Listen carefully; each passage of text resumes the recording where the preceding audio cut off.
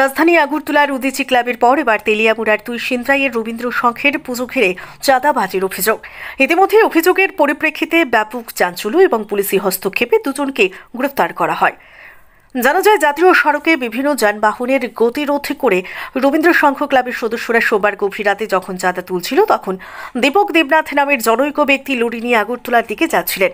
গাড়ির গতিরোধ করে চাঁদা দাবি করা হয়। একটা সময় বাঁক বিতণ্ডা করে লরির চালক দীপক দেবনাথ যখন গাড়ি নিয়ে আগরতলার দিকে ছুটতে থাকেন, তখনই অভিযোগ ক্লাবের কয়েকজন সদস্য বেশ কিছুটা জায়গায় গিয়ে হাওয়াইবাড়ির সিএনজি স্টেশনের সামনে লরিটির গতিরোধ করে চালককে প্রচণ্ড মারধর করে এবং রক্তাক্ত করে বলে অভিযোগ। এ ঘটনার পরিপ্রেক্ষিতে আহত এবং রক্তাক্ত যান চালকের পক্ষ থেকে তেলিয়ামুড়া থানায় অভিযোগ দায়ের করা হলে সেই অভিযোগের পরিপ্রেক্ষিতে পুলিশ ময়দানি নামে এবং রবীন্দ্র সংঘের দুই কর্মকর্তাকে গ্রেফতার করে।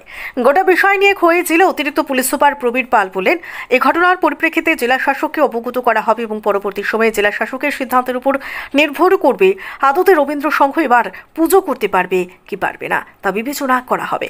যেখানে রাজ্যের মুখ্যমন্ত্রী বিভিন্ন ক্লাবগুলোর চাঁদা সংস্কৃতি নিয়ে সরব হয়েছেন, সেই জায়গায় দাঁড়িয়ে রবীন্দ্র সংঘের বিষয়ে কি সিদ্ধান্ত গ্রহণ করা হয়, সেটাই এখন মূল দেখার বিষয়। কোনখানে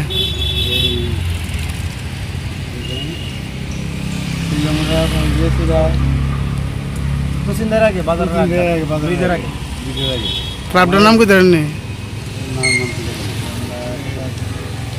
আমরা ক্লাব থেকে ক্লাবের নাম হচ্ছে রবীন্দ্র সংঘ। দাদার কথা হয়েছে যে আমি দেখি যে আমার তো কালো চোর, ভাই আমি সাদা জন্য তোমরা অন্য কাজে লাগাবো। এরা 500 টাকা হয়ে যায়।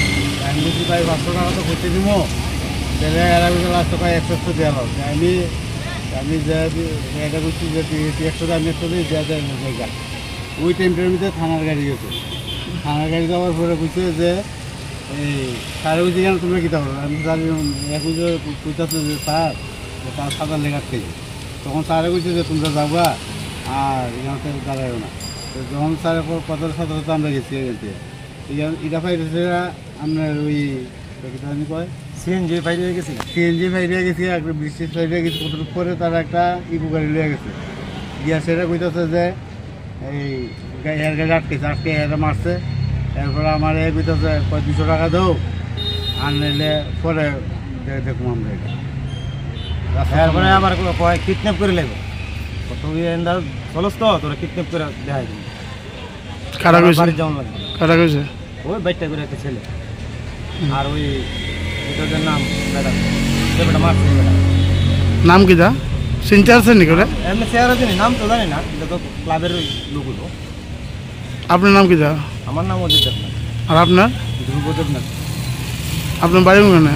আমরা কোথায় কই যেতেছিলেন? আমরা মনোর থেকে আগরতলা হইতাম। কটার সময় হয়েছে ঘটনা? রাত্র 10:30, 11:30 থানার কেস দিচ্ছেন? থানা তো স্যারে কালকে রাত্রে আইসি, রক্ত বাইরেছে, দেন না অনেক এই অবস্থা। আইসি করতে স্যারে কইতেছে মেডিকেল করে গেছি, মেডিকেল করতাম, মেডিকেল করছি, মেডিকেল করে আইন না স্যারের কাছে দিছি।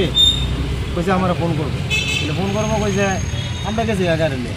স্যারও আবার এন থেকে তারা স্টাফ দিয়া আমাদের গাড়ি দিয়ে পাঠাইছে। তাহলে গেছি পরে দিয়া, আর পরে ওই আজকে আবার ফোন করছে পাইও তাই কথা আছে। ওই আইসি করতে অনেক কিটা চ্যানেল লিখে রাখছে। গত রাত্রে আনুমানিক 10:30টার সময় আমাদের তেলিয়ামুড়া টুচিন্দ্রাই এলাকার একটি ক্লাবের কিছু সদস্য তারা এই দু-তিনটা ট্রাক গাড়ি ড্রাইভারদেরকে চাঁদার জন্য জুলুম করতেছিল। তারপরে পরবর্তী সময়ে আমাদের যে তেলিয়ামুড়ার থানার ইন্সপেক্টর শ্যামল মজুমদার যায় এবং তাদেরকে ছাড়িয়ে আনে, এবং ওই সময় পুলিশের প্রেজেন্স দেখে তারা যেই ক্লাব সদস্যরা এরকম করছিল, চাঁদার জন্য জুলুম করছিল, তারা ভেঙে যায়।